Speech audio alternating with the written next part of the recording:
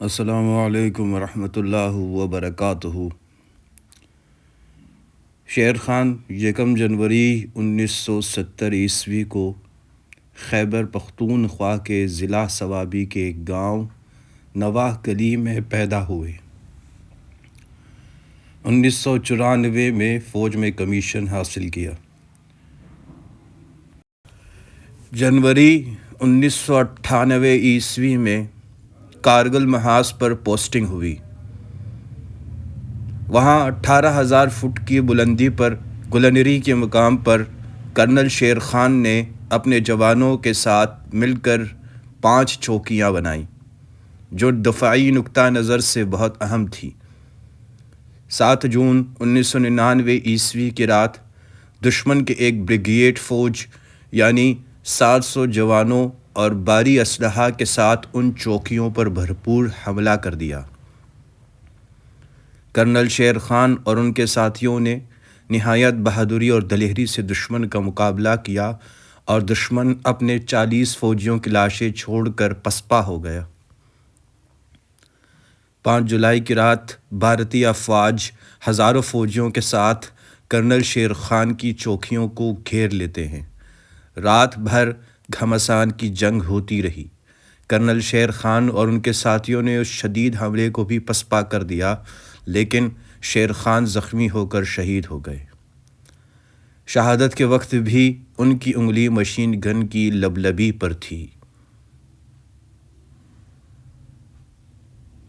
دو نیم ان کی ٹھوکر سے صحرا و دریا، دو نیم ان کی ٹھوکر سے صحرا و دریا، سمٹ کر پہاڑ ان کی ہیبت سے رائی۔ لالک جان بھی کارگل جنگ کے ہیرو ہیں۔ حوالدار لالک جان 1 اپریل 1967 کو گلگت بلتستان کی تحصیل ہندور کے گاؤں یاسین میں پیدا ہوئے۔ 10 دسمبر 1984 کو فوج میں شامل ہوئے۔ 1990 میں کارگل کی کمپنی ہیڈ کوارٹر میں خدمات انجام دیتے رہے۔ جب دشمن سے جنگ شروع ہوئی تو اصرار کر کے اپنی ڈیوٹی اگلے مورچوں میں لگوائی۔ کارگل کے برف پوش پہاڑوں میں بھارتی فوجی اکثر رات کے اندھیرے میں شب خون مارتے تھے، لیکن جواب میں اسے اپنی فوجیوں کی لاشیں چھوڑ کر بھاگنا پڑتا تھا۔ اپنی عادت کے مطابق جولائی 1999 کی ایک رات کو جب کارگل کا محاذ میدان جنگ بنا ہوا تھا، دشمن کی ایک بٹالین نے لالک جان کی چوکی پر حملہ کر دیا۔ رات بھر لڑائی ہوتی رہی، لیکن دشمن اپنے مقاصد میں کامیاب نہ ہو سکا۔ اب اس نے مزید نفری اور بھاری اسلحہ کی مدد سے 7 جولائی کو 3 اطراف سے شدید حملہ کیا۔ لالک جان دشمنوں کو ناکوں چنوں چباتے رہے، حالانکہ شدید زخمی ہو چکے تھے۔ کمانڈر نے پیغام بھیجا کہ تم زخمی ہو چکے ہو لہٰذا چوکی چھوڑ دو، لیکن شیر دل کو یہ گوارا نہ تھا کہ زندہ ہوتے ہوئے چوکی دشمنوں کے لیے خالی چھوڑ دے۔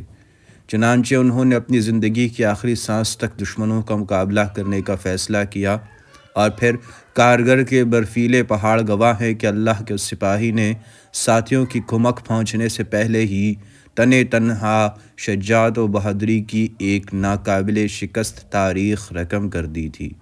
اور شہادت کے بعد جب لالک جان کی روح آسمانوں کی جانب محو سفر تھی تو اس نے دیکھا کہ چوکی پر سبز پرچم اسی شان سے لہرا رہا تھا۔